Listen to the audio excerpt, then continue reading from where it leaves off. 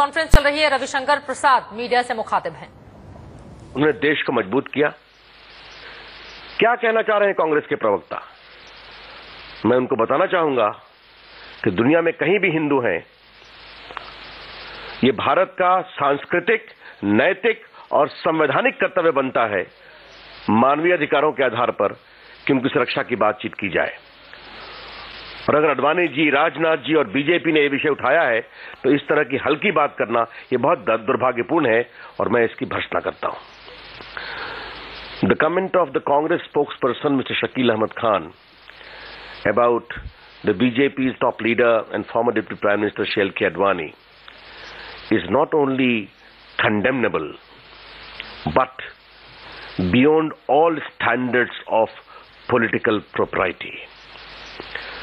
The BJP would like to ask Srimati Sonia Gandhi and Dr. Manmohan Singh, does Shakil Ahmad Khan represent the official line of the Congress party when he made this comment, because he is the official spokesperson?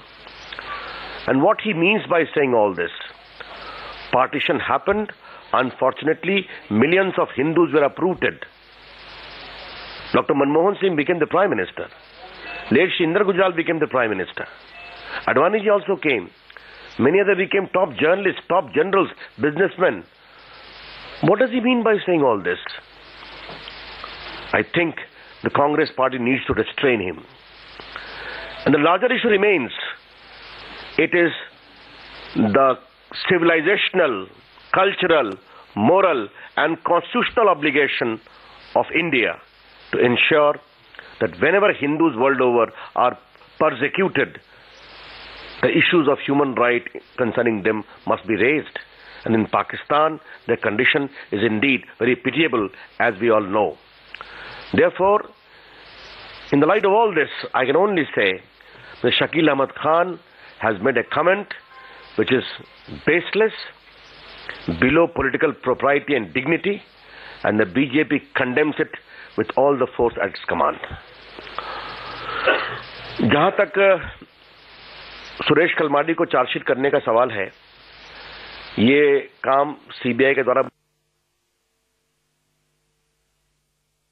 आप सुन रहे थे रविशंकर प्रसाद को। सीधे सीधे शकील अहमद की ओर से जो बातें कही गई हैं उसको खारिज करते हुए आपको बता दें, शकील अहमद ने कल एक रैली को संबोधित करते हुए एल के आडवाणी पर निशाना साधा था और कहा था कि उन्हें पाकिस्तान में ही रहना चाहिए क्योंकि उनका जन्म वहां पर हुआ था। इसके साथ ही कुछ और टिप्पणी करते हुए एल के आडवाणी के खिलाफ वो नजर आए थे। इसी पर रविशंकर प्रसाद प्रेस कॉन्फ्रेंस करते हुए उन्होंने निंदा की है उनके बयान की और इस बात की जानकारी मांगी है कांग्रेस पार्टी की ओर से कि चूंकि वो प्रवक्ता है ऑफिशियली कांग्रेस पार्टी के, तो क्या ये कांग्रेस पार्टी की लाइन है। इन तमाम बातों का जिक्र करते हुए नजर आए और अब हम आपको सुनाने की कोशिश करेंगे कि सुरेश कलमाडी के खिलाफ जो आरोप तय हुए हैं उस पर रविशंकर प्रसाद का क्या स्टैंड है, बीजेपी क्या सोचती है।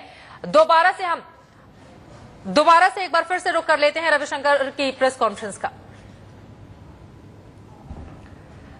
आपको लेकर चलेंगे। आपको बता दें कि रविशंकर प्रसाद जो इस वक्त मीडिया से मुखातिब हैं, उन्होंने शकील अहमद के बयान की निंदा की है और कल हमने इस खबर को दिखाया भी था कि शकील अहमद ने एल के आडवाणी को किस तरह से अपने निशाने पर लिया था और उनके खिलाफ अभद्र टिप्पणी की थी, जिसके बाद बीजेपी ने बाकायदा प्रेस कॉन्फ्रेंस करके शकील अहमद के उस बयान की निंदा की है, जिसमें शकील अहमद ने कहा था कि दरअसल अपनी राजनीतिक महत्वाकांक्षा की वजह से ही लालकृष्ण आडवाणी हिंदुस्तान आए हैं, जबकि उन्हें तो पाकिस्तान में रहना चाहिए था।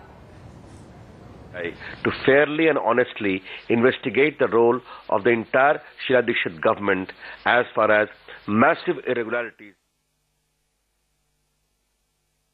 to the preparation is concerned. The BJP would like that this ought to be done, otherwise it will be evident that the CBI is being abused to bail out persons. Thank you.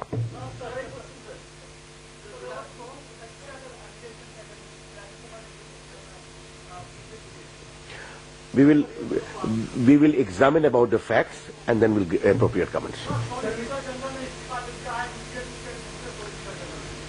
तथ्यों की जानकारी हम मालूम करेंगे, अभी आप बता रहे हैं, इसके बाद टिप्पणी करेंगे। Thank you.